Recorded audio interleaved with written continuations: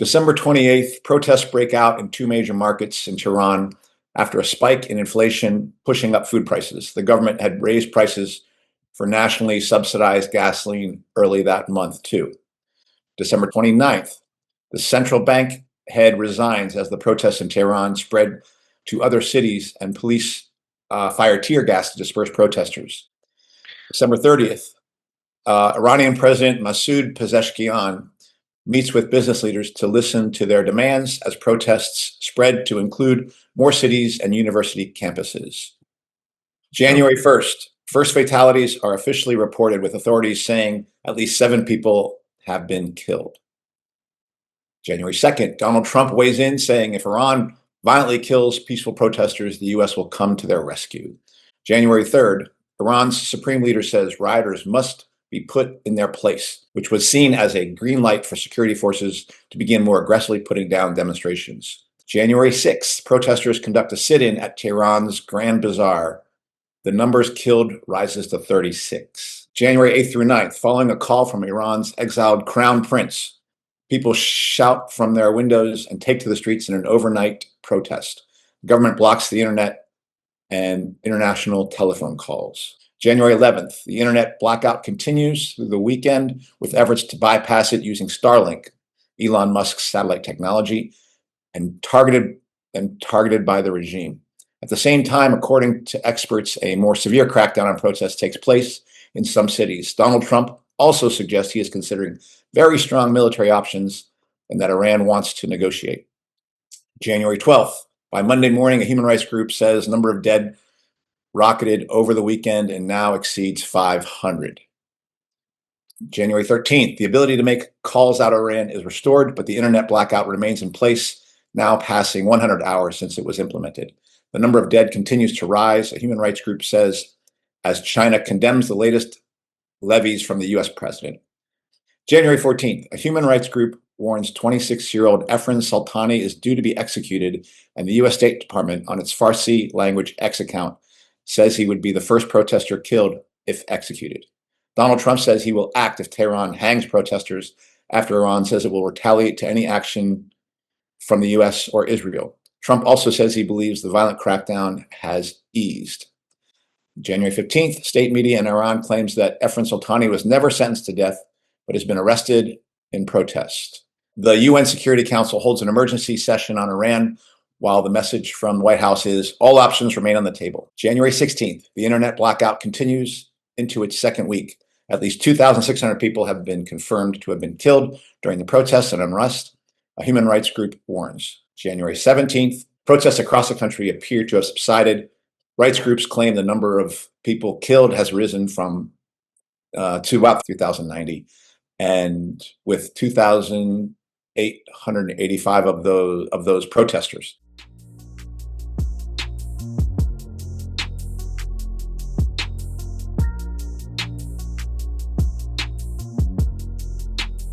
Welcome to What's Left, a weekly political discussion challenging the mainstream left. I'm Eduardo Barca with co-host, teaching socialist Andy Lipson and Socialist Community College math professor Michael Hoffman.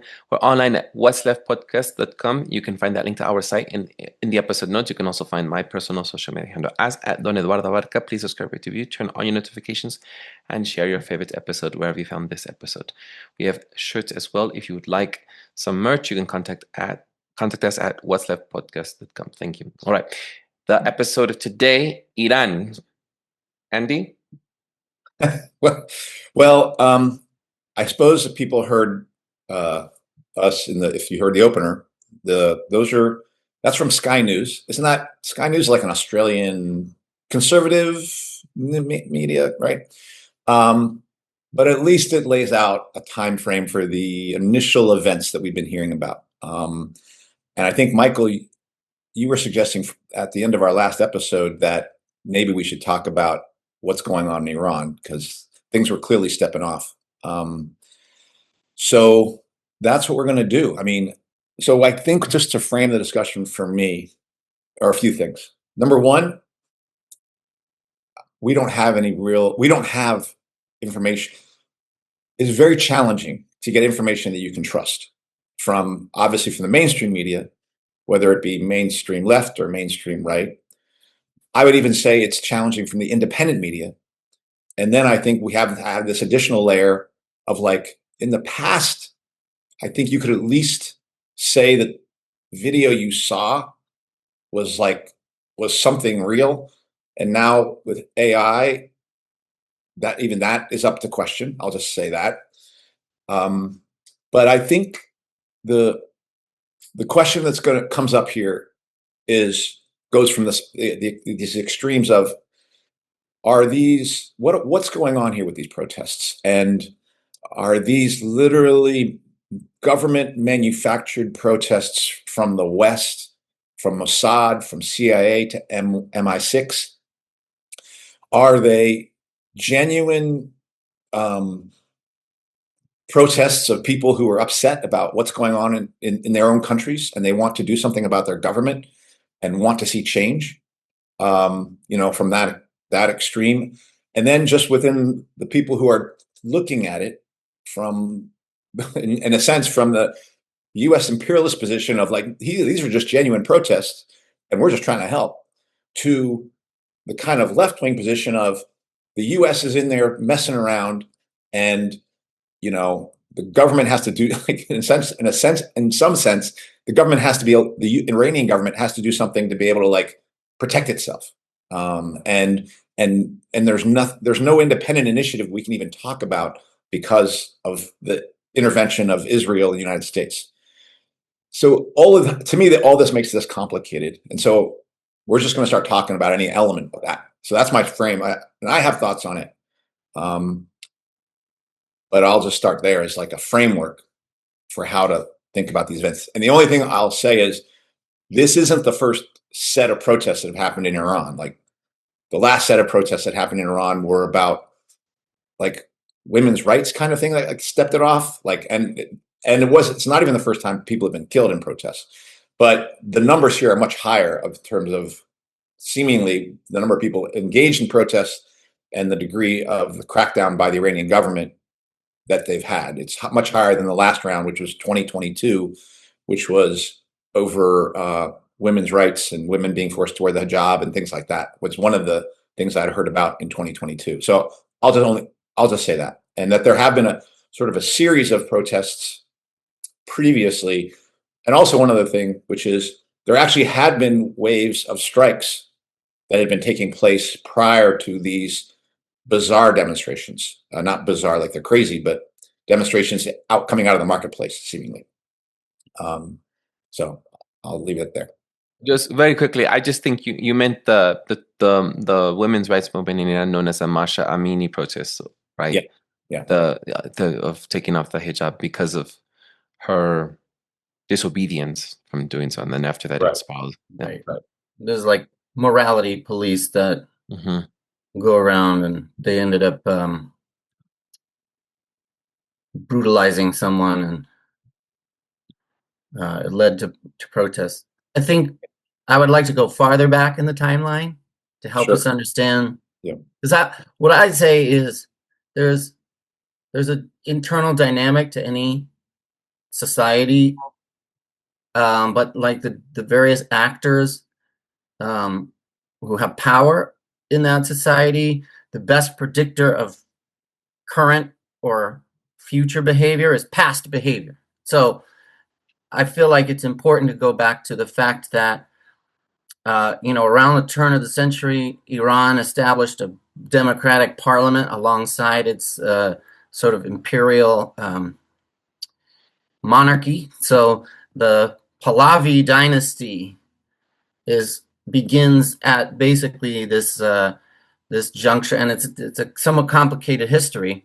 But the point is that they were trying to establish essentially a democratic system at the turn of the century, and the reason why they came into conflict with the West was over oil. So, which century though? For the turn of the 20th? 1900s. Yeah. Okay. Sorry, not the 2000s. This is so okay. So I'll just say that in 1953, the U.S. and the British worked to overthrow a democratically elected prime minister, explicitly because he wanted to nationalize the oil industry in Iran.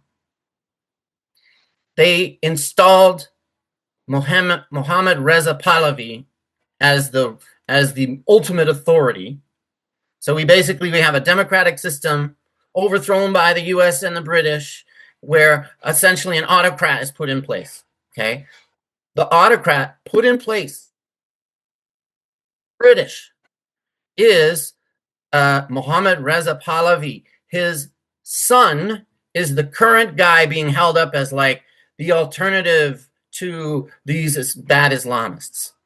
This is not conspiracy theory. This is public record. This is basically when anybody talks about the 1953 Iranian coup, they all talk about how the UK was basically upset about the oil deal. I also know that in 1979, for various reasons, there really was a revolutionary movement in Iran. The Shah is kicked out in the process of many people in Iran working and organizing for change, including a popular, secular, communist-aligned party, the Tudeh Party. Mm-hmm. They overthrow the Shah, but the Islamists come to power and actually end up repressing the secular movement. There's never not been a time when the US and the British were not trying to control the fuck with Iran. So basically, we should not look at any of this as somehow a discontinuity. So the US has explicitly, at various times in its history, said we need someone in control of Iran, basically so that we can have geostrategic control over its resources. Right. And so when we put that together with what we know about Operation Gladio, Operation Condor in South America, the Iran-Contra affair, the Iran-Iraq war, I mean, like, if we actually remember history a little bit, we know that there's, and then if we remember the US and Israel attack on Iran like a year ago, we know if we connect those dots together, we know there has been significant investment by the West into getting rid of any opposition within Iran, right? So much so that they were able to basically launch a decapitation strike where they knew where all these scientists lived. They knew where all these political and military leaders lived, and they just, last year Israel, with the help of the US, just, wiped out a huge layer of Iran's leadership. And now, on top of having a difficult economic time, which would make anyone protest, right? So there's a natural reason why people would be like, fuck, I can't afford to live. We need help. But connecting the dots all the way back to the West's intervention, we also know that there has been a concerted effort of organized forces who are heavily resourced to take any division within Iranian society and try and push it in a direction that's favorable to the West. Right. So when I connect all those pieces of information together, it makes it, even if we don't have a lot of information, it means that I feel highly confident that whatever legitimate hardships the Iranians are going through, when they try to organize an oppositional movement, there's going to be people immediately involved with them who have resources but are directly tied to the West. When I look at the 1979 revolution, I see essentially two major conflicting ideas that, while in the face of kicking out U.S. power, were aligned, but then after they kick out the U.S. power, you essentially have what I would call the bourgeois nationalists, right? The kind of pro-capitalist. Islamism becomes essentially a way to sort of modernize a non-Western identity, right? I mean, there's a lot there, but essentially, like, the kind of pro-capitalist wing of the movement was Islamist. Mm-hmm. And they had a huge base in the bazaar and the right sections of Iranian society that were not like proletarian, organized workers. So, because Iran is a huge place with big countrysides and also dense cities, I mean, it's a complicated society. There's many different layers within it. So when you hear from the Western media that like, oh, the Iranian people are rising up, you kind of know like, well, which people and why. Like you kind of know that they're flattening the story to make it seem like there's this universal hatred of the Iranian regime, you know.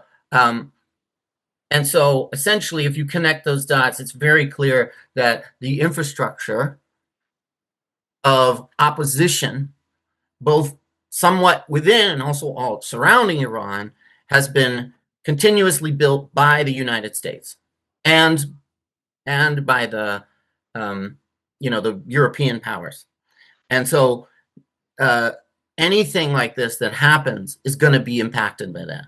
So that is I feel like that's all key information to have the proper context for these protests now. And I'll just add one thing in terms of the external attack that you're speaking to, which is not just like Operation Midnight Hammer or the stuff where in the beginning of that conflict they tried to do a decapitation attack. Israel tried to do a decapitation strike on Iranian military, nuclear scientists, things like that. But you've had long-standing years of sanctions, which are the other economic front to the war, under the auspices of no, you're leaving a nuclear treaty and things like that. So there has been the direct military intervention, and there have been what we have called on the show for a while sanctions, which are another form of military intervention, which you can see now. You can see it in Venezuela. Now you can see it in Iran, how the squeeze that sanctions use on the people, and people have said, why are you doing these sanctions? They're just attacking the people.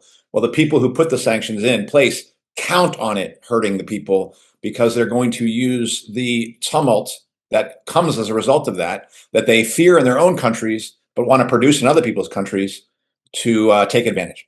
And I do believe that's something that's going on as well.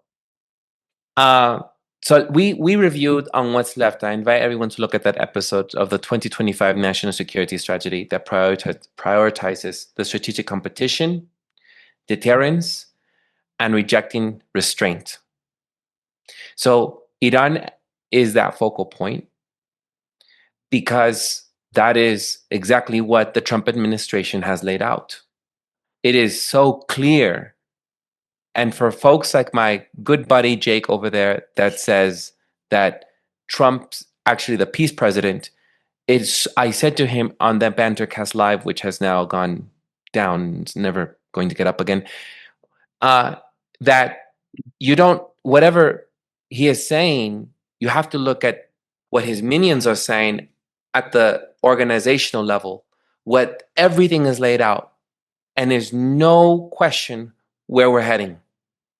I look back at Iran being used as a way to scare folks back in 2002. I was an adolescent when, though I'm a millennial kid of post 9/11, and I remember clearly the axis of evil by George W. Bush and the word terrorism coming into play. And this word terrorism was so used. Before that, it was drugs, which is coming back, by the way. And America's public enemy number one in the United States is drug abuse. In order to fight and defeat this enemy, it is necessary to wage a new all-out offensive. I have asked the Congress to provide the legislative authority and the funds to fuel this kind of an offensive. This will be a worldwide offensive dealing with the problems of sources of supply as well as Americans who may be stationed abroad wherever they are in the world. Today I ask for your support and the support of our people in this effort to fight the drug menace, to eradicate the cancers of organized crime and public corruption, to make our streets and houses safe again, and to return America to the days of respect for the law and the rights of the innocent. Tonight I'll tell you how many Americans are using illegal drugs. I will present to you our national strategy to deal with every aspect of this threat. It's the war on drugs. And currently it's the war on the immigrants. Illegal immigrants with criminal records ordered deported from our country are tonight roaming free to threaten peaceful citizens. Which I wanted to do just last night. I was so angry with the police going after US American citizens. I say that not because I think their lives are more important, but because I'm saying to you, the state is going after all of us, workers, immigrants of all colors. I saw people, white folk, and I say this to my MAGA folk, it's like I see white folk being persecuted, working class, regular people.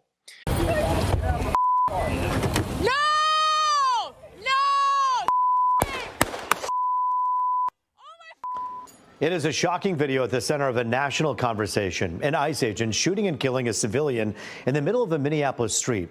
And I want to state now, we're looking at this again, the war on drugs, the war on immigrants, the war on terrorism. And this is by the left and the right. You know, I shared in the past that Obama went, what was it, Andy, 2013? When he went into Syria. Moreover, I've made it clear that we will hunt down terrorists who threaten our country wherever they are. That means I will not hesitate to take action against ISIL in Syria as well as Iraq. Yeah. And it was we had to go into Syria because of the chemical, the acid, they were doing the biochemicals assault against its own people, the Syrian people. So we had to go save them. This chemical attack near Damascus on the 21st of 2013, which killed over 1,400 people, including hundreds of children. This was our motive. This was the reason why we had to go in. And so this word terrorism has lost all its meaning. It has been used to describe it's wielded as a political tool in order to give governmental powers, which is what we're doing currently right now. No one is standing up, Republicans and Democrats alike. And this has been all because of, and I mentioned my history because I remember Bush using this to scare everyone into the idea that we have to go abroad because we have to go save the disenfranchised and the people who need our help, and it's the women that need our help. Well, if that was the case, why haven't we gone into Egypt? Because we funnel money over to Egypt, so many the dictatorship as well, because it's not convenient. Why don't we go into the Saudi Arabia? Because they also have a women's issue, but we don't go into those other countries because we are alliance with them. And you know, this is not just I just want to list out so many times that Netanyahu has framed Iran as the essential danger for over 30 years, and asking the US government to help him in trying to destroy Iran, often citing timelines like months away from nuclear capability. How many times have we heard that as compiled by media timelines and videos? Anyone can see that. I just saw recently, over this week, so many times Benjamin Netanyahu scare us into UN speeches and addresses and to go into and make military escalations into Iran because it's a nuclear threat. I'm going to list out a few things here. That's because Israeli Prime Minister Benjamin Netanyahu has been saying this for more than 30 years, claiming Iran is close to having nuclear weapons, atomic bombs. Netanyahu warnings date back to the 1990s and continue into recent years. 1996, during his first term as prime minister, he warned the U.S. Congress. And I remember I saw this video. He went to the USA and warned to U.S. Congress that Iran was pursuing nuclear weapons, posing as a significant threat to Israel and regional stability. Early 2000s. What happened? He consistently advocated for international action, arguing Iran's nuclear program directly endangering Israel's existence. 2012, UN General Assembly, Netanyahu drew a literal red line on a bomb diagram stating Iran was months away from enough enriched uranium for a nuclear weapon. 2025, UN General Debate, he displayed a map of Iran's terror axis. Sounds very familiar. Calling it a curse, threatening world peace. Israel's existence and accusing of Iran of nuclear and missile threats to the US and beyond. Of course, it's always Iran. And in mid-2025, amid Israeli strikes on Iran, Netanyahu escalated rhetoric. He announced strikes on Iran's nuclear sites, calling it, again, existential threat, which he's been saying for the past 30 years, back in the 1990s, and clear and present danger to Israel's very survival, vowing action to prevent a nuclear holocaust. And by the way, there's like 5 countries that can have a nuclear bomb, and including those, many suspect that Israel, which has not stated they have one, but I suspect they do. And again, it just goes on and on. And for 30 years, this has been the agenda by Benjamin Netanyahu with his good buddy Democrats and Republicans alike. So this is the time for everyone to look at when we hear these mongering of fear and terrorism. It's like we have to go into it, but we don't care about the other countries. Of course not, because it's not convenient to go into these other countries that also are oppressing women, are also oppressing their people, and protests, like in Asia, in the middle of the western part of Asia, or in northern Africa, like in Egypt, like I mentioned, or in other parts of Africa, but they don't have any interest there. U.S. government has no interest there. So we don't really care about human rights. I think that there's the other thing too I wanted to mention that we discussed. It's very clear in one of the episodes that we discussed the axis of evil, the triad. Do you remember that, Andy? We discussed the triad of evil. This was first presented, this phrase, axis of evil, was first used by U.S. President George W. Bush. And it originally referred to Iran, to Iraq, and to North Korea. That was the first. States like these and their terrorist allies constitute an axis of evil, arming to threaten the peace of the world. By seeking weapons of mass destruction, these regimes pose a grave and growing danger. They could provide these arms to terrorists, giving them the means to match their hatred. And it was used in the first time it was used in the State of the Union address on the 29th of January in 2002. This was less than 5 months after the 11th of September, and more than a year before the 2003 invasion of Iraq, which as an adolescent, I had no fucking clue what was going on. All I knew was everyone, do you remember that time, Andy? It was big. We all went out onto the streets. We walked out, students and teachers alike.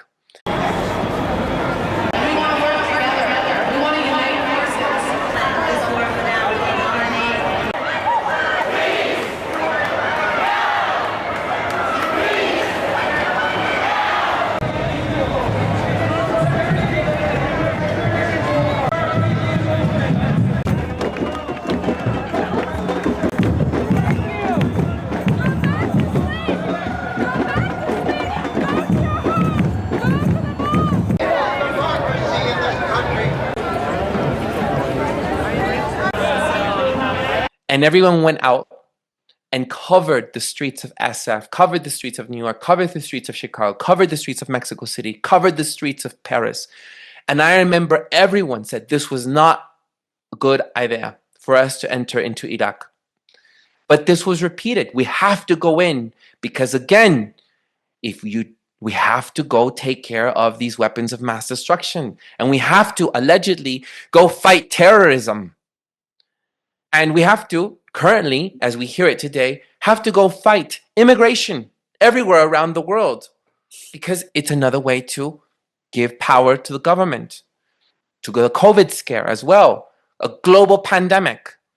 But we see other countries that didn't take up. Like in Mexico, we didn't do this whole confinement. We didn't have to close shops and everything. We had to go carry on with as usual.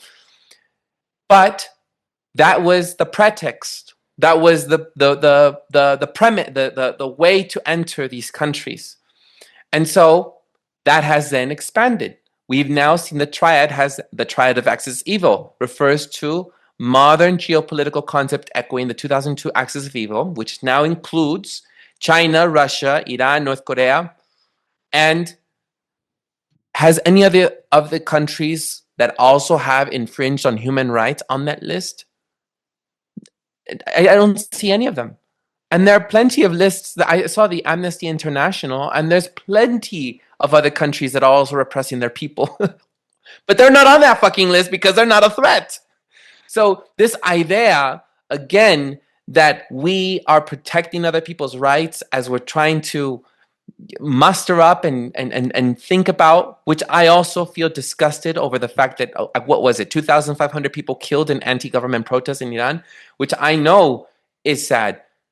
But to me, I think the greatest threat is a US-American intervention and militarization.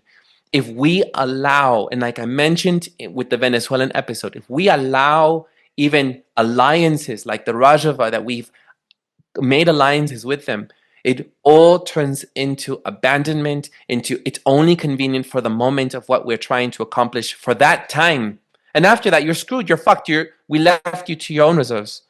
And so I'm really, really demanding of us as US American folk, as Mexican folk, because I'm out here as well, and I have these discussions with other comrades, that we cannot allow us to be deceived or to be conjuring emotions because of these dead bodies, which I'm also disgusted by, because it's all to emotionally get us charged to enter and intervene to another country. And as we're seeing now, the other thing too is I noticed that Trump was saying something, he's so transparent. Thank you, Trump, for being so fucking transparent. 26 times or 20-something times mentioning the reasons why he entered Venezuela, which was for oil.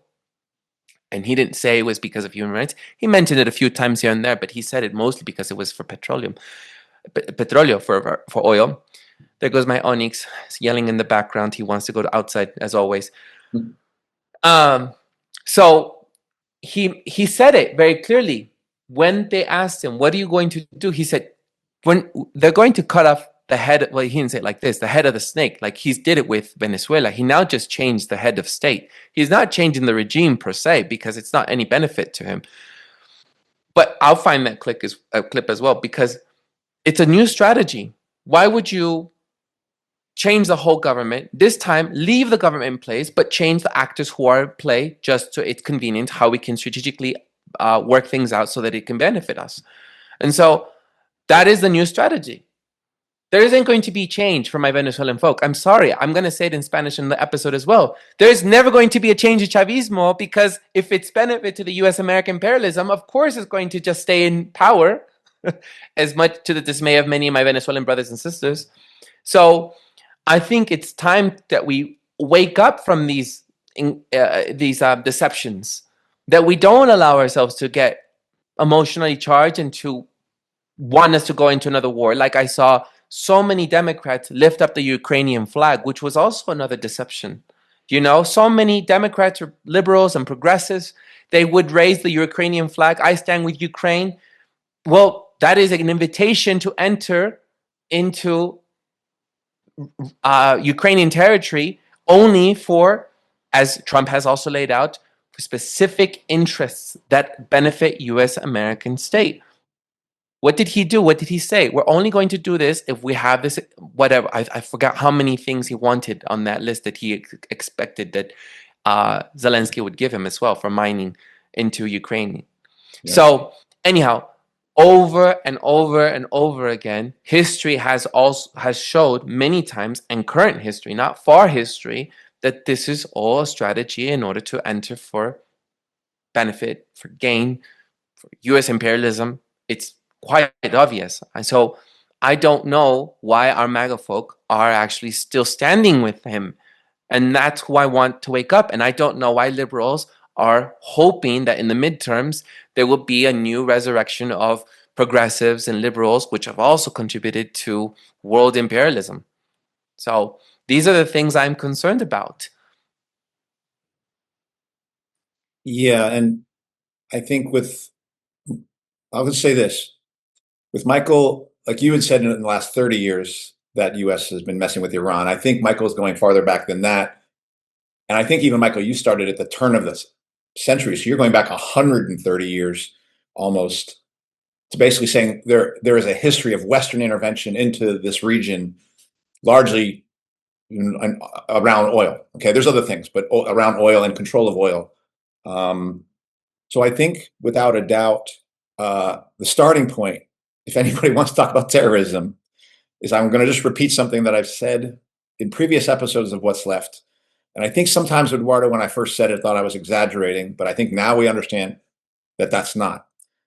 The single greatest, if terrorism is willing to use violence to inflict political change in another country, if terrorism is willingness to strike at innocent people, at civilians, in order to force political change, then when all the things that Michael laid out around what the U.S. has been and the West, what the U.S. has done in Iran militarily, and what I was saying that's been used by sanctions against its own population, and that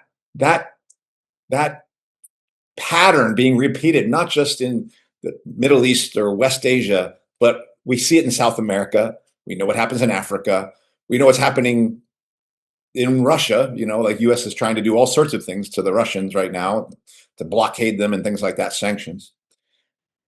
Then there can be no doubt, if a definition of terrorism is attacking civilians to enforce political change, that the greatest terrorist on the globe, by far, is the U.S. state. And I think, Eduardo, when I said that years ago, I think you thought I was maybe exaggerating or trying to say, and even I didn't quite, I was saying it because I knew it was true, but I feel like because things have become so naked, it can just roll off my tongue now, that the greatest terrorist on the globe, the one that needs to be taken down in order to have a chance for all of us to possibly live in peace, is the U.S. state and the corporate class and the corporations that align behind it in order to push its interests. So that's first and foremost. And you mentioned Syria. That chemical attack was initiated by the West. The chemicals that they said the Syrian government were using against their own population, actually it was a false flag. That was proven by Gray Zone and things like that to come out and say. So folks, the thing that Eduardo was mentioning about Syria was not just they're being hypocritical. Oh, you say you're fighting terrorism. They attacked that population in order to then have the pretext to come in and do a second attack. So that's how nakedly evil the U.S. state is. And in terms of trying to help protesters, I mean, it's almost crazy to imagine that the U.S. would be coming in to help protesters when at the very same time that they're talking about don't lift a hand against these Iranian protesters, the U.S. is waging an attack in Minnesota, killing people, and whatever they've done with their own National Guard, not just in Minnesota, but in other cities, under the pretext of immigration and blah, blah, blah. But, and anybody here, if you want to talk about, Eduardo, your MAGA folk, what do you think January 6th was about, right? Like, and again, a false flag where the U.S. government was trying to push genuine anger at a government to turn it into something else that could be used against the population. And I do think it's important that I do want to come back to the national security strategy, because some people have understood that thing as like the U.S. retreating to a hemisphere. Well, we can see now that that's clearly not true. We can see now that the U.S. is not just have designs on South America, that it maintains designs on the Middle East and on Africa, and the U.S. is actively thinking about what it's going to do here. Now, that's all said. But I really do think there's complications here that I do want to get into, first and foremost, because we understand that all of these countries are class divided. They have a capitalist class in their country, and they have a working class. And they have a middle class, the bazaar, and the people who are shop owners and things like that.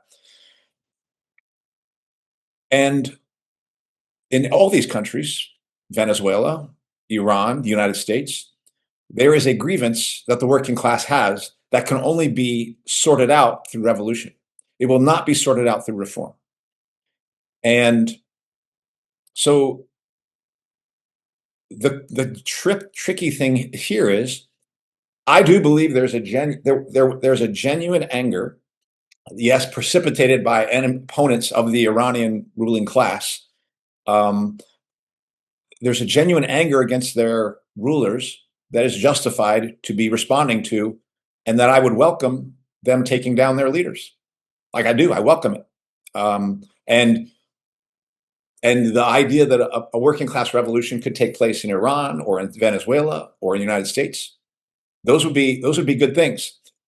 Every one of those events, if they were to take place, are going to be intervened in by powers outside. If there was a revolution in the United States, China and Russia is getting right in and going to be finding a way to make trouble. Just as if there was the fuel for a revolution in Iran, as there is. And it's true that a lot of that fuel has come because of US intervention. But there's another side here. There's a left on the other side that says, wait, that doesn't want to talk about how China's intervention into Iran or Russia's intervention into Iran isn't just to maintain an autocracy, another autocratic regime. And it is. And that the only solution to that would be a revolution that deposes that government that would actually probably primarily benefit, in terms of capitalist system, the United States. That's this reality. And that's why, if you go back to the Russian Revolution, which happened during 1917, and Germany was fighting Russia in a war, that's why the Germans supported the revolutionaries going back into the country to be like, hey, go back in there and fuck it up some. Now, people have looked at that and said, oh, well, the Bolsheviks were on the payroll of the Germans. Actually, there's some truth to that. But that revolution that started in Russia ultimately comes back to Germany later on, and almost brings down a czar. So I really do believe, and I can't even get into how complicated it is, there is a complication here. There is a difficult riddle to solve that I do ultimately want to talk about. The things that are in some ways interesting to me about this is there's no doubt that the US is trying to essentially redo Venezuela in Iran under different circumstances. They want to basically, Iran has had a growing relationship with Russia and definitely with China, and Iran is being sort of nurtured as China's Israel in the region. The US knows that. And so, yeah, take them down. Just like China would benefit from a revolution in Israel, and China and Russia would probably try to help that, as US would try to basically support the regime in Israel to maintain the democracy in the region. Quotes. The various winds of various ruling classes who want to intervene at any given point in time in any given country, and we can see it in Iran. That's just going to be a feature of the capitalist globe that we live in, and to figure out how to talk about these protests that have a genuine working class from the bottom character to them, that have a genuine desire for some kind of freedom as defined by those people in them, that is there, even as Mossad comes in and CIA comes in, not just at the time, but comes in with its media that's constantly pouring in around it to basically say, you can have democracy. I feel like it's a tricky thing to know how to talk about that, and to know how to speak of what we want to see in relationship to those things, because it's just confusing. I'll say, and I guess one last confusion I'll say is during this stuff being presented or being pushed by the United States, for reasons that are not entirely clear to me, Mike Pompeo, even in Israel and the Jerusalem Post, they were making it completely obvious that Mossad was intervening on the ground in this stuff. That was surprising to me, and I still don't have an answer as to why. And secondly, just another, and this isn't the most important detail, it seemed like the U.S. is just getting around to bringing the USS Abraham Lincoln, kind of slowly coming into the region. So that's confusing to me. I don't know what they had in mind for how they saw this going down. I suspect they were looking to do another kind of internally led thing where they could do a decapitation. I don't really know. I'll just leave it at that. But there's a lot of confusing things about what's going on here. So I'll just say that. I was going to acknowledge that I think what Eduardo was going through was kind of the absurdity of how people buy into the narrative, the official narrative. Right? Like, on one hand, it's like it is more naked, and on the other hand, people are still just falling for it, and that is an interesting question that I feel like is related to the fact that there's not really an alternative framework for people to go to that basically if any real kind of substantive change or any real kind of substantive challenge to the power of the US empire is impossible, then you start to accept a bunch of other, there's a way in which, like, the constraint of imagination, the erasure of struggle, the erasure of the concept of, like, independent, democratic, deliberative organization, if that's closed off, then you have to kind of reach for other things that explain events, right? So it is, to me, very upsetting and depressing that the US just keeps getting away with it. And though there are people who clearly connect the dots, we don't have any kind of organized power, or even we barely have any kind of significant kind of organizational outlet. And so that's why I appreciated what Eduardo went through, because, like, how fucking dumb is the idea that they're terrorists? I mean, it's just so dumb, especially when people just watched what the US and Israel did to Gaza. Like, but even what they did to Iran, I mean, they destroyed whole apartment complexes to assassinate freaking nuclear scientists. I mean, these people are disgusting murderers, but it's hard to accept that they're in charge of our state. We're in the belly. We'd like to have a comfortable life inside this empire. We would. Everybody deserves that. And so the cognitive dissonance is huge. Like, it's like why liberals will kind of be like, complain about Trump, but then they're also, like, in a way, applauding what he's doing. It's like, it shows you the liberals don't actually hate Trump. They like to have another guy that they can say is bad, so that they don't have to point out the actual continuity of this whole freaking terrorist operation that is the US empire. So yeah, there's a lot of stuff we don't know, but I also feel like there should be a left that knows enough, and it is hard. I do feel like the situation where if I was a starving, hungry person in Iran, and also, like, a secular person, of which there are many in Iran, right? That part is true. There's a growth of, there was a strong secular tradition in Iran. I mean, in fact, Iran is like one of the oldest continual civilizations. I mean, we could talk about that too, which is like, it wasn't always Islamic. This is out. Zoroastrian.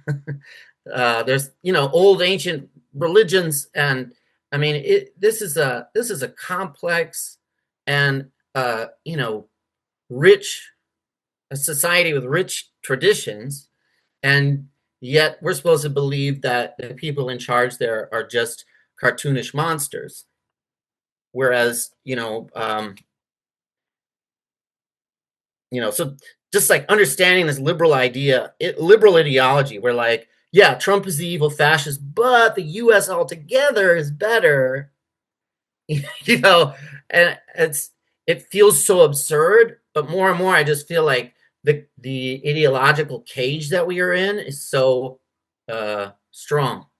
I wish, right now, I just feel like, don't you want to actually oppose this whole thing? Don't you see? And people don't even think that that's possible. So even when they agree with you momentarily, they'll say, Yeah, but there's nothing we can do. So fuck Trump, because that's an easier thing to say. I don't know. It's actually, I've been actually really depressed. Well, can I ask a question? Can I ask a question? Yeah. The impunity. Let me ask a question to you, Michael, and to you, Eduardo.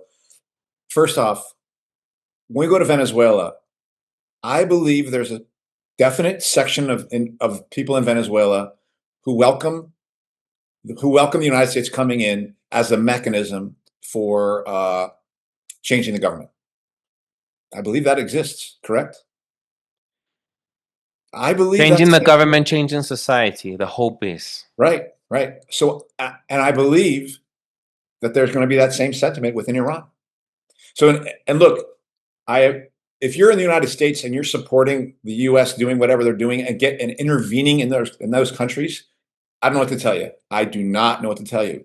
But it does make it more complicated to even to criticize our own population here when there are Venezuelans urging the U.S. to come in, and there's Iranians urging them to come in, because that just opens the door to say, well, look, people in Iran, people in Venezuela are asking for it. So now we're liberating them. So that is tricky, man. To me, that's tricky, because like what Michael's saying is there isn't anything independent on the ground that would be saying, fuck you, United States, fuck you to the monsters in the West, but fuck you to the monsters who have killed 2,000 protesters. Because there's monsters around. We're all ruled by monsters. The Iranian ruling class and the Chinese ruling class or the Russian ruling class are no more, if you want to use the conservative language, less likely child pedos, which is how people put it in terms these ways. All of them are just filled with child pedophilia, drinking the blood of children, secret societies. And the U.S. is just the top dog, but all of them do it. So if we are all ruled by monsters, and we are, then what do you do when your monster is when you're looking for an ally to take your monster down? That's what we're stuck with. So anyway, but my question is, I kind of believe that just like in Venezuela, and it's hard because of it for us, there's a definite section in Iran that would welcome the U.S. coming in and bringing in Starlink. Thank you, Elon Musk. Bring your resources for freedom that we can speak with each other. And some of that is just fucking Mossad agents and CIA. But it also is going to allow the people on the ground to partly speak. I think partially going to welcome it and bring in the Shah's son, So that makes it hard. I mean, revolutionaries have to figure that out. But for anybody who's just looking at this stuff and who's not a revolutionary, who knows that capitalism is the problem, in some ways, this becomes less obvious when you have people clamoring in that country, clamoring for the U.S. to go do something. You say that, Andy, and I want you to cut this part. It seems I know someone always from somewhere, and I do know someone from Iran. And she asked me. So this part you can. The person who asked me to do something was the most. I mean, I understand why she wanted me to do it, because she sees this as the way out. She asked me to write to my Congress to seek help from the U.S. American government. And I'm thinking, I try to be careful with people's feelings in the moment. They're desperate. People have experiences of repression, their families going through.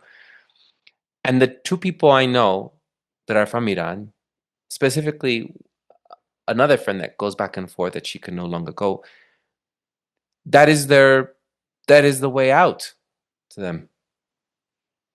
That's what I fear.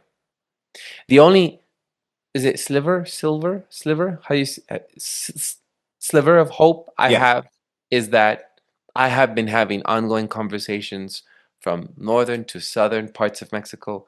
Not like I've been traveling, just people that I know, lots of people, family and friends and community members, and they don't want U.S. intervention. And that is different. And that's the only, I don't know what will come when the shit hits the fan and you might need to see what happens in the moment of crisis. There is I don't know what will spark it, but for now, there is a resistance that no, we don't want the green light. And I'm not sure if it's because we've been neighbors for so long and we know how that is, or because there's already certain communities that are already fighting the good fight and they don't need intervention by Mexican state or by the U.S. American state. Is the only sliver of hope that I think is there, bit of hope that is still shining. And I'm also at loss with how do we, the only thing I can think about is what I'm doing here. And that's the only thing I can reflect back. There are people who ask me, I don't want to do anything political. And I say, good for you. Don't do anything political. Stay off the grid then. That's the most radical thing you can do. It's like what our friend Jessica said. She says, I'm trying to stay off the internet. Well, that's what I would love to do one day.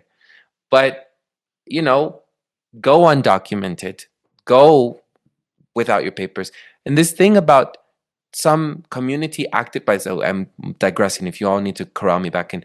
If some community activists that I follow that I have been connected with back in the Bay Area, they're saying you should carry your ID and you should state that you state your. I'm like, what? That is the opposite of what you should be doing. You should actually just not say anything and not show your ID or show your papers or anything, even if you are a U.S. American citizen. You have the right to remain silent, as we all know. Just don't show anything. So this contributing to that is just, it's not helpful, It's like, everyone carry your ID, carry your papers. No, don't carry your papers and don't show it. They'll figure it out. You're on the database anyhow. Have them take you, have another body off the street, have them take you, and they'll figure out that you're a U.S. American citizen. That you'll be fine. But, it's like, don't show your papers. It's the opposite. Yeah, a spirit of like refusal and disobedience would be welcomed. Inside Iran, though, I feel like we don't know how many of those 2,600 people killed were actually like literally armed by the U.S. and the Mossad, and so, I'm very hesitant to repeat even those numbers, right? So, because I know that the people, that they can bring arms in and arm people who are, so like in terms of the making meaning of the violence, like, yeah, I'm not happy about the Islamists, but I'm not, like, I have a deep critique of them, but like even the narrative that they're somehow, responsible for all of that violence, to me is part of the narrative we're supposed to accept, but even more than that, you have this apparatus that tells people the problem that they're having is going to be solved by liberalization, by essentially opening up, right? So this goes back to anti-communism, right? Even the US's main narrative for the whole the whole 20th century was essentially freedom and democracy is capitalist, right? And that's essentially what Machado is selling, right, in Venezuela. And that's literally what they're selling in this weird way of holding up the Shah, right, of Iran. They're literally saying, no, your freedom is going to come through economic liberalization. And that narrative has now been supported by a huge apparatus, ideological apparatus that has that works for years with that works internally as well as externally in terms of propaganda and building organization with the express purpose of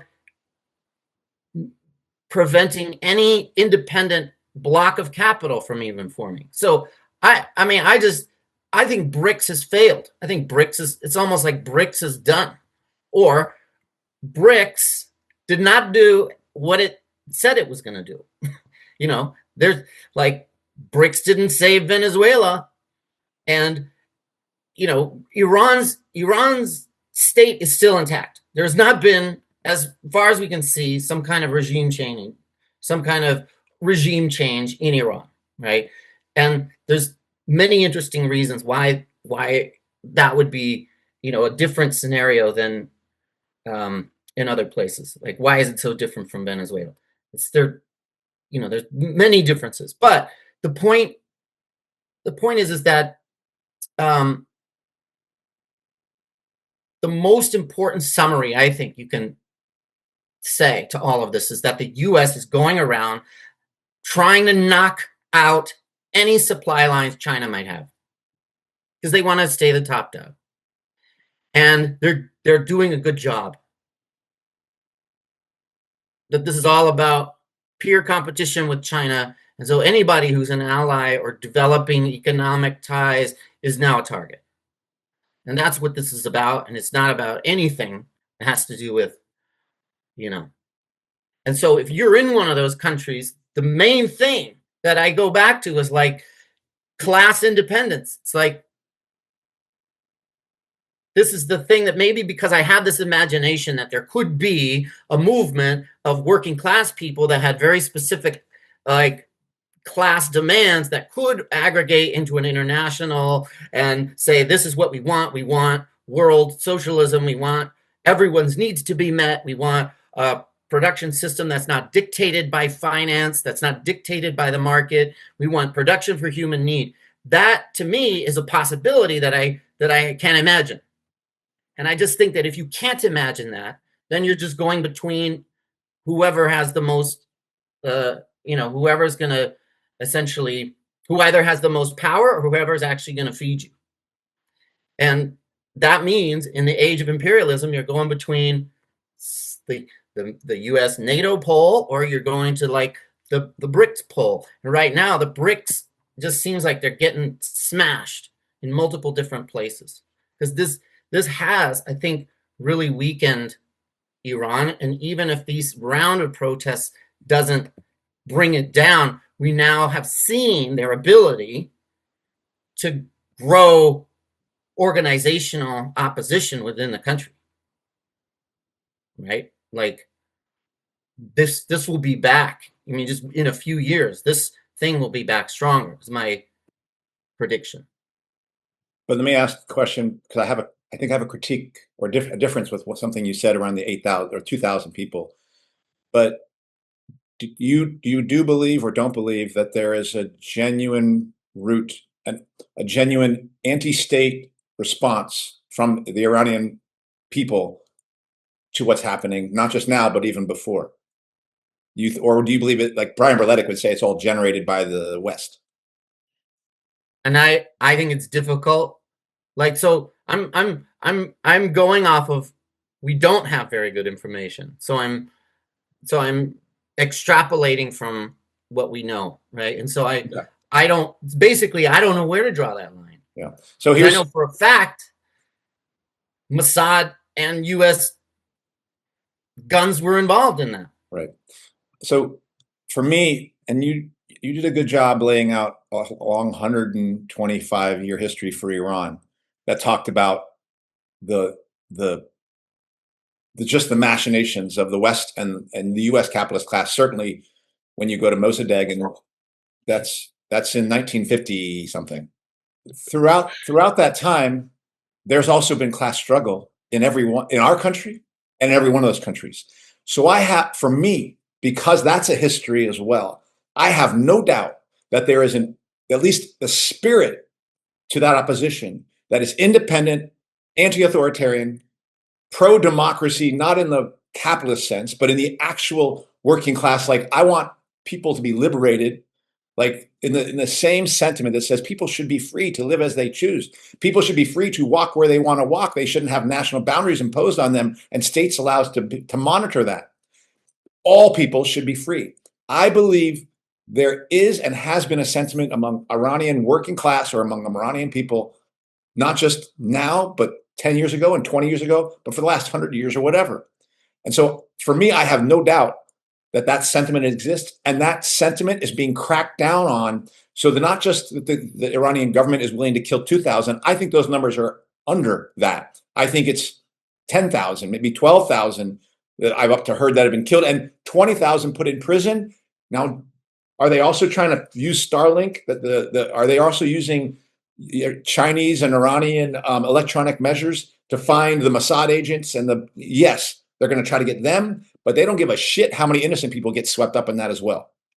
And I understand your desire to be careful about how we talk about this, because so many people are confused about the fact that the main author we have to deal with right here in this United States, because Michael's in California and I'm in California, and Eduardo, yes, is in Mexico, but he knows that the bully up to the north is the one we got to deal with. So we all know that what we all know, and there's not many people who fit that unfortunately, we all know that the main author of all this violence that we have to contend with is our own government. But once we set that aside, and we all know that we know that, I think we do have to acknowledge that the Iranian people have two problems. They've got they have the U.S. government, they have the Israeli government, they've got the Chinese government, multiple problems actually, U.S., Israel, China, Russia, and they've got their own ruling class they've got to contend with. And so they're sitting down on layers of oppression that maybe they're responding to, we're taking our own government down. So I do think those 8,000 numbers matter, or 2,000, or whatever, because they are the evidence, the evidence that the Iranian people aren't just dealing with the United States, that they're dealing with their own monsters in their own country who are willing to sell them out for nothing. And the U.S. is counting on that, just like they counted on Venezuela. Okay, we'll just move Maduro out. And who was Delcy Rodriguez talking to just the other day? John Ratcliffe from the CIA. So the U.S. knows that they got a bunch of crooks in Iran. And in fact, if you listen to some of the discussions, it's like, all right, who can we deal with in Iran who has blood on their hands, who we would actually be willing to who we don't want to set aside, we want to keep in power so that we can rule it for ourselves. They all know that at every level, every country is run by motherfuckers. And the worst motherfuckers of all, the U.S. ruling class, knows it. They know that, yeah, Iran's ruled by motherfuckers. Venezuela's ruled by motherfuckers. We're just going to try to figure out how we can make a deal that works for us. And that's the World War III part of this whole thing. So the piece I disagree with, Michael, and I want you to come back on it, is that 8,000 number matters, because it's the evidence that the Iranian ruling class must be taken down, must be taken down from within. The problem is that the very people who are going to take them down, big part of their sentiment is, hey, come on, U.S., come on in and help us. And then the minute you say that, just like in Ukraine, the minute you say that, you're cooked. You are somebody else's plaything, and there's nothing independent in it. There'll be no revolution of any meaning that's going to take place there. So that was the one. It was the 2,000 number. I'm not sure, you didn't say it doesn't matter. However you put it, I don't think it can be minimized. I actually think it needs to be spoken of in the same words as the millions of people that the U.S. is messing with all across the globe. I mean, I think the Iranian state executing people for disagreeing is a different thing than the Iranian state suppressing an uprising organized by Israel. That's why it's like, it's unclear to me what these numbers really mean, right? It's not like Gaza where it's right. Very and that's where, that's where, do you believe that it's possible that all the things we're seeing are literally, and this is Brian Berletic, and I get it, because this is where I have the biggest disagreement with Brian Berletic. I agree with his continuity of agenda, but his message right now for Iran is like, control your information space. What does he mean when he says that, other than censorship? That's all he means. I mean, he doesn't think he means that, but that's what he means. And I'm like, no, fuck off. And if you're for censorship, then you're for executions. That's the reality, because the same state that censors you is the same state that's going to execute you. And so I can't prove it, But because I know because I'm a Marxist and I know that we live in a class divided society, that I believe that a big part of the sentiment that is pushing, that the US is using and Israel is using, that's going to manipulate it, is actual working class anger in relationship to its own capitalist class. And so there. I do agree with that, but I'm not going to repeat numbers that are provided that you know what I mean? Like, I'm not going to repeat it.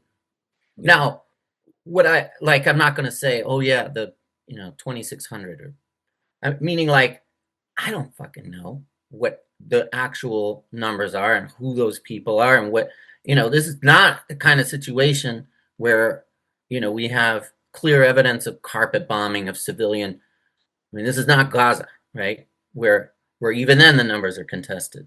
I guess, of course, I agree in general with the outline that yes, people have agency, but I guess more and more I do see Brian Berlevik's point from the perspective of who has organizational capacity and resources to direct that energy.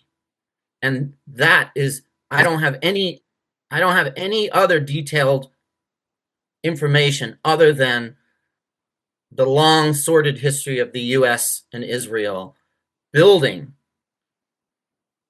oppositional infrastructure in places that it wants to take down.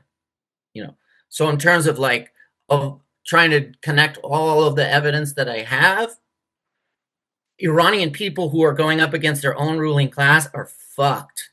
Meaning, like, as soon as you try and do that, you have a bunch of, just like here, you got a bunch of overeducated people who are going to explain to you how it has to be the Shah who comes back, and we have to liberalize, and then you have an ideological apparatus that also is well funded, that also can have access to smuggled weapons. I mean, this is, to me, that is what I know. That is what I'm highly confident is what's happening.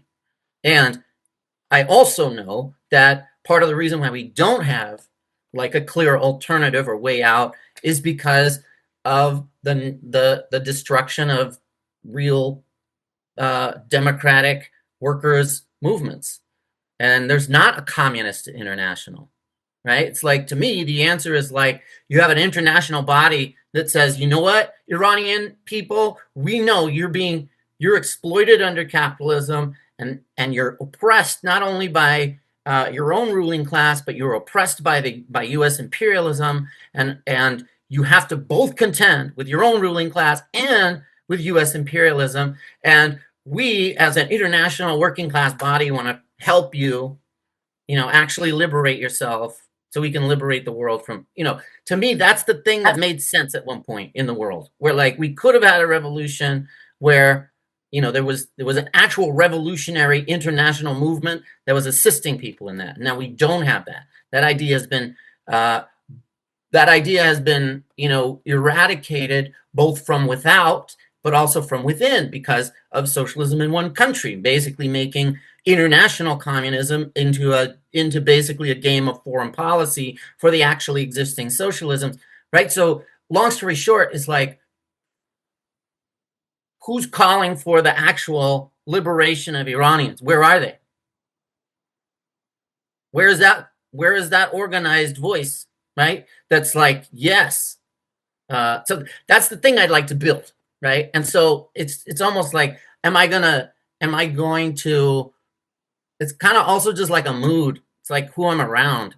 It's like, I am just disgusted with these stupid ass liberals buying into, oh yeah, Maduro was a bad guy. Oh yeah, the Islamists are a bad guy. I'm like, that's fucking irrelevant. It's irrelevant whether these people are bad. For us fucking US, in the US, it feels more and more frustrating that like, oh, we have to somehow, support, these freedom movements. And like, how are you actually supporting them? There's a big difference between saying, hey, government, hey, our US government, stop funding a fucking genocide. And then us saying like, oh, we support the revolution in Iran, or we support the Ukrainian resistance. Because when you say that, what you're actually just saying is I support my government going and taking shit over, So it's almost like, yes, the Iranian regime are bastards, but it's almost like I'm so sick of saying that and hearing that, because what no one's saying is that our whole fucking state are a bunch of murderous bastards. And they try to distinguish between like the good guys in the US government and then Trump. And that to me is what I'm like really fucking pissed about. And also I'm fucking annoyed that somehow China is communist, and it's like, how did they actually help the Iranians, right? By basically cutting deals with the Iranian ruling class to give them weapons. It's like, where's the international call for global revolution, right? It's like, no, if you're not talking about people actually truly taking resources and democratically controlling them for meeting our own needs, then you are part of the problem. Which is so I'm also, very frustrated with this idea that, there was this axis of resistance, right? The axis, to some it was the axis of evil, to some it was the axis of resistance, and they were going to stand up to it. And it's just like, people are just, there's just different ruling classes trying to manage their own little fiefdoms, and regular people are caught in it, and it's actually all coordinated through financial planning. It's like BRICS is just trying to build an alternate financialization of world capitalism that's not under the thumb of the US and NATO. I'm just saying, I don't immediately say, oh, people were killed, and think, oh, that's terrible. Yeah, I mean, it's bad, but like, violence to me is a natural part of power and conflict, so it feels like echoing a liberal line to say, oh, those thousands of people, those Iranian bastards, it's like, yeah, I can guess that. I can assume there's an element of truth in that, but like, partially, I think it's like aside from the point. Even in Iran, it's aside from the point. Eduardo, do you want to weigh in on this? I have one thing that Michael said that also you echoed, Andy. It's about the government being terrorist, but that's, I want to comment on that. But if you have something else to say, tell me. All I'll do is I'll cap it off to say that this reflects a disagreement between you and me, Michael. Yay! Yes, and it'll just have to exist. I want to be clear that it's not a question of. I've talked with one of our book club people. I'm not a pacifist. I do believe violence can be liberatory, and will be liberatory if it's used in that political aim. But I completely agree with all the political landmines that exist around us. So that if we say one thing versus another, somebody's going to misunderstand it. That's why I tried to say that in this conversation, where there's three people in a box, and everyone in that box, I believe, understands that the primary source of global terror is the United States, and that the responsibility as a person who's a working class member in the United States, my responsibility is to deal with my government on that I do believe there is still a complication that I do have to deal with as a revolutionary, with the fact that there is another capitalist ruling class willing to use its own population as a plaything, and that's, I don't welcome that. And I guess the final thing is, I believe we would be offering solidarity if we were in a position, because we both know that the prospects of global revolution or communist revolution are like nothing right now, zero. That's closer to zero than any number on a scale of 1 to 100, or from 0 to 100. It's closer to 0 than 100. That's for sure. That if we were offering solidarity, all that would mean is we're stopping our government from being intervened, and that's what we're doing. Like, the solidarity we would offer is not a sentiment, it is an action. And if it isn't an action, it isn't solidarity. So we have nothing. If all we have is to offer is our words, we have nothing to offer. And my words would say, I'm against my own government, it must be taken down, and I'm against what the Iranian government is doing there. And you people have the right to take your government down. And guess what? Any working class that steps off into that independent place of trying to take their own government down will immediately be assaulted by a wave of external and internal things that are going to come in and try to mess it up. That's just by definition. So how we're going to make this happen in the context of that is a puzzle. But currently, we haven't even taken, I would believe, the first steps towards, in any country. Venezuela, we talked about it in South America. We know what the situation exists in the United States. Now we can add Iran and Israel and Lebanon to all these things. I believe there is nothing. The prospect for working class revolution is equally fraught in every one of those countries. So the question of how to talk about it is a puzzle. But for me, I do believe, not on a moral basis, but actually on a political basis, that every revolutionary is going to have to deal with not just the repression that is happening with its own country, but how to speak of the actual repression that is happening in those countries that are playthings of the United States. Yeah, I don't think there's a major disagreement. I think I'm in a mood of pessimism. And because I also agree, if all you have to offer is your words, you don't, so like we're basically talking about how to talk about things. And that to me is, it's like right now I'm just really fucking mad. Yeah, I get it. At liberals buying into the media. And so I'm like, fuck your, right. Anybody talking to me about how bad the other thing. But I also agree, of course, Iranians have to figure out how to take down their own fucking oppressors. Right. In Iran. And we know because they're capitalists, they are definitely 100% exploiting their working class, and they need a violent state to maintain their power in Iran. Right. That is to me is like a material fact. And therefore, of course, I'm in favor of that. Right. I think I'm more aligned with Brian Berletic's assessment that what this organizationally represents is not that. And my biggest irritation probably right now are the people like Pepe Escobar, the people who make all sorts of shit up about what's really going on in Venezuela, who said, "Oh no, that government is."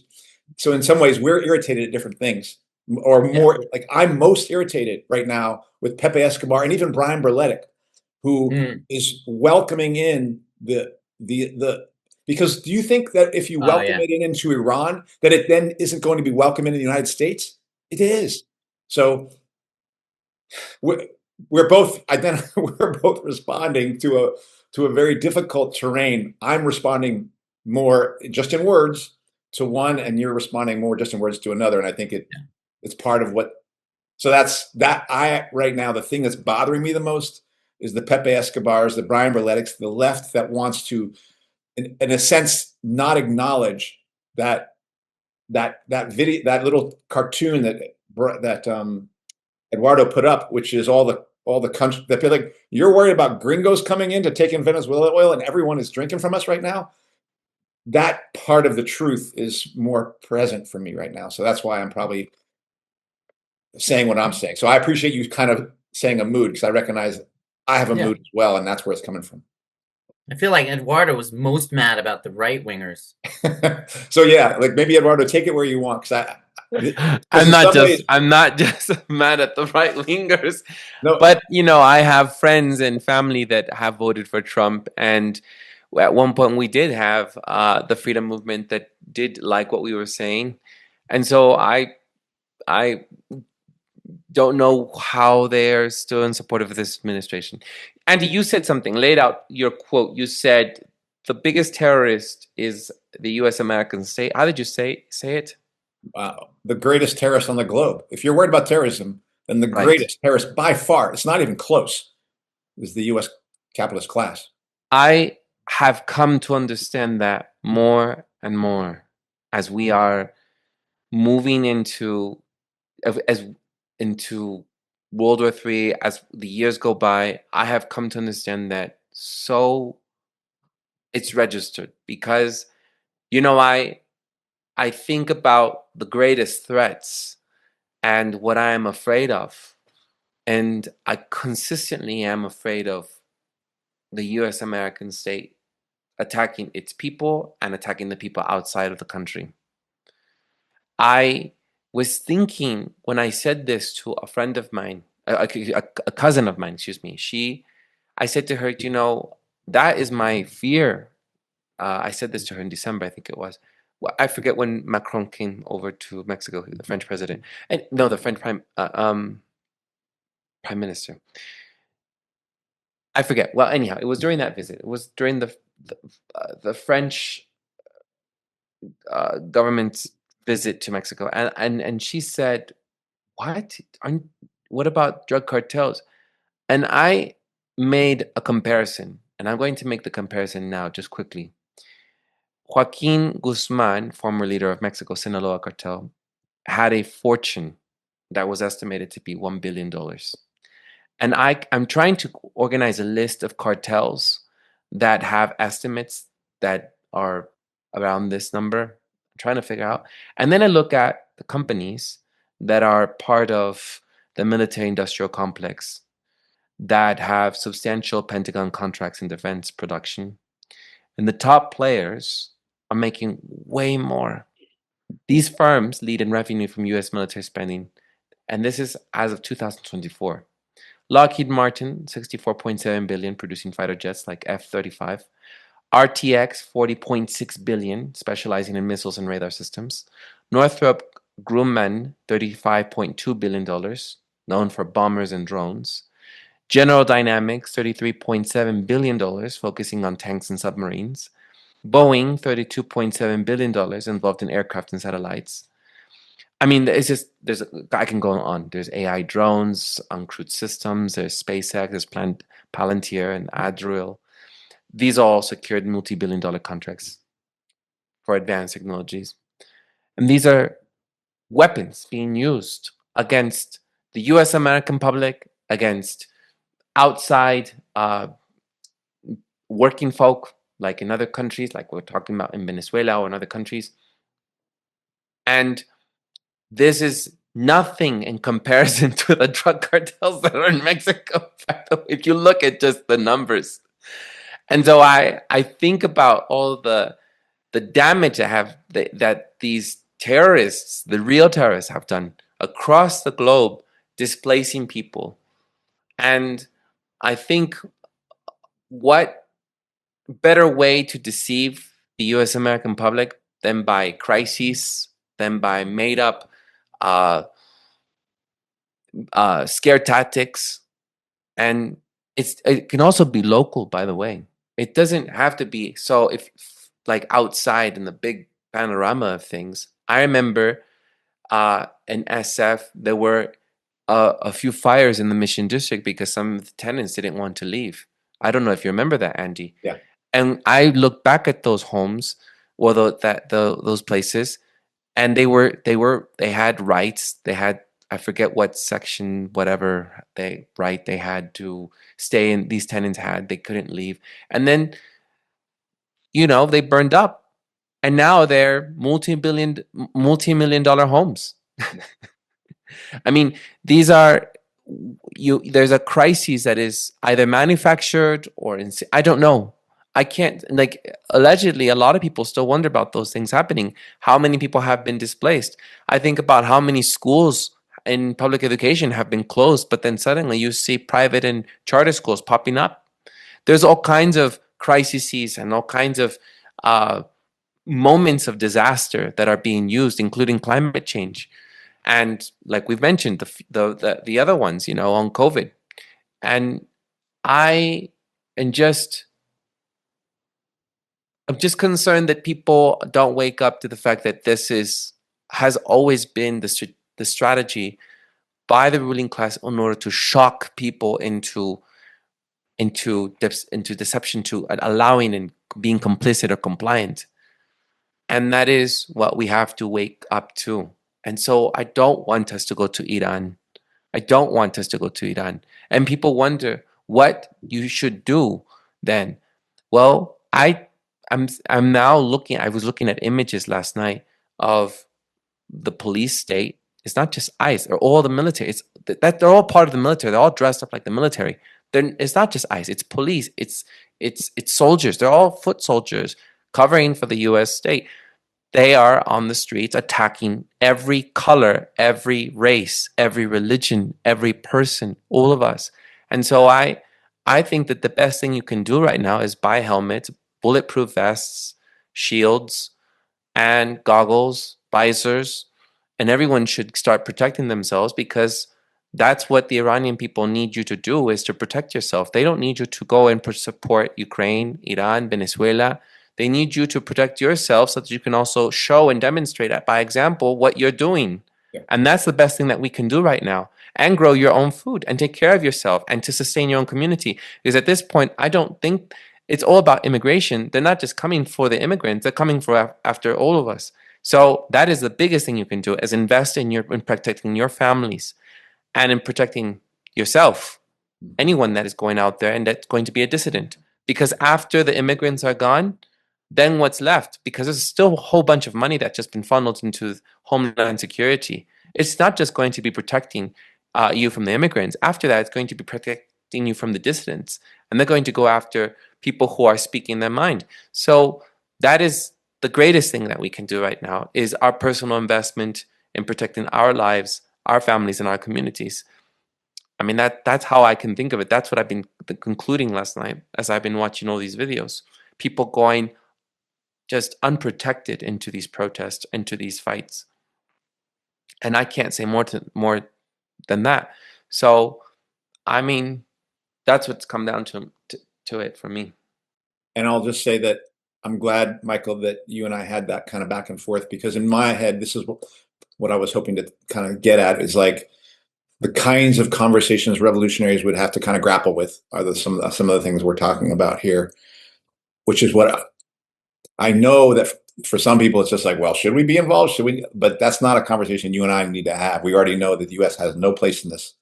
But then what conversation is useful? But I ultimately believe that, Eduardo, that's the answer, which is the best thing we can do for people in Iran is protect ourselves from our own state, and then take the lead by example, and take the steps of what we think we should do as a working class in relationship to our own monsters that run us. And if you don't want to do anything political, go off grid. Go off grid. Hide somewhere. Hide somewhere. Right. Please. Yeah. Do something. Live a good life. And go off grid. Otherwise, if you're on the grid, do something and speak your mind. Right. All right, let's conclude. Yeah? Any last words? Did you want to say something, Mike? I'm sorry. All right. I don't want to, when I say let's conclude, I don't mean to shut everyone up, but I do mean everyone shut up. So let's go. That does it for this week's episode. What's Left is a weekly political podcast / channel challenging the mainstream left. We post information about our topics and our guests on the episode notes wherever you found this episode, or on our blog at whatsleftpodcast.com. You can find past episodes to this podcast / channel there and connect with us. I remind folks, if you like anything you have heard here, if you think we're worth saving, please subscribe, rate, review, turn on your notifications to any of our platforms on Spotify, iTunes, Podcast, BitChute, YouTube, Odyssey, Rumble, or Telegram. And if you know anyone that speaks Spanish, go to our Spanish version of What's Left, Que Queda de la Izquierda, on whatsleftpodcast.com, and you can find any of those episodes on our channel. You can find our blog in any of those links in the episode notes wherever you found this episode. If you would like to give us feedback about something you've heard, which I've also found very useful, I saw the emails, by the way, mentioning my name. I have looked at those emails, Andy. Or if you comment in the comment section, I've also seen my name jump around in those comment section. Then you'll certainly hear back from us. I will comment on that, or you can suggest anything for us and we'll look at it, and you can contact Andy through our blog. I'm Eduardo Barca with co-hosts Michael Hoffman and Andy Lipson. Thank you all very much for sticking with us this long. Thank you all for listening, and catch us up next time on the next episode. Ciao, ciao.